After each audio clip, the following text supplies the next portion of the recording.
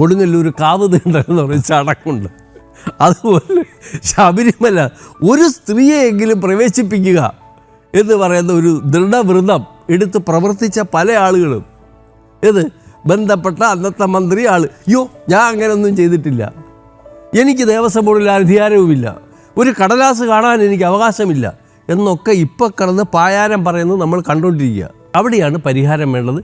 ഇതിൻ്റെ തൊലിപ്പുറത്തുള്ള ഈ മിനുക്കുകളിലൊന്നും ഇത് തീരില്ല. കാരണം ഇത്രയും ഒരു കൊള്ള SIT ബഹളം ഇതെല്ലാം നടന്നുകൊണ്ടിരിക്കുമ്പോഴാണ് കാണിക്കുന്ന പണം എടുത്തുകൊണ്ടിരിക്കുന്നത്. അന്നേരമാണ് ബാങ്കിൽ പണം അടയ്ക്കാതെ ബാങ്കിലെ കള്ളച്ചെല്ലാൻ ഉണ്ടാക്കി വെക്കുന്നത്.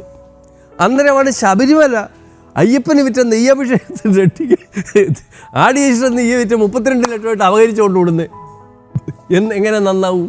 പക്ഷേ ഈ കൊണ്ടുപോകുന്നത് സ്റ്റാറ്റ്യൂട്ടിന് വിരുദ്ധമാണെന്ന് ഈ പ്രസിഡന്റ് അറിയാൻ പാടില്ലേ? അതും പോട്ടെ. 2021 ബഹുമാനപ്പെട്ട കേരള ഹൈക്കോടതി ഒരു ജഡ്ജ്മെൻറ്റ് കൊടുത്തിട്ടുണ്ട്. മേലിൽ ഇമാതിരി റെക്ടിഫിക്കേഷൻ നടക്കുമ്പോൾ നിങ്ങൾ പുറത്തേക്ക് കൊണ്ടുപോകാൻ പാടില്ല, കോടതിയുടെ അനുവാദം വാങ്ങിക്കണം. അതനുസരിച്ചിട്ടുണ്ടോ? ഇല്ല. ദേവസ്വം ബോർഡിന് 4 കൗൺസിലുണ്ട് വക്കീലുമാർ എറണാകുളത്ത്. ഇവിടെ ഒരു റിട്ടയേർഡ് ജില്ലാ ജഡ്ജി ലാഫീസർ ഇരിപ്പുണ്ട്, 3 or 4 ലാ ഗ്രാജുവേറ്റ്സ് അവിടെ ഇരിപ്പുണ്ട്. വലിയൊരു നിയമപ്പട അറിഞ്ഞില്ലെന്ന് 2023 കോടതി നിരോധിച്ച ഒരു ഉത്തരവുള്ളത് അറിഞ്ഞിട്ടില്ല. അപ്പോൾ അകത്താകണോ ആയിക്കോളൂ.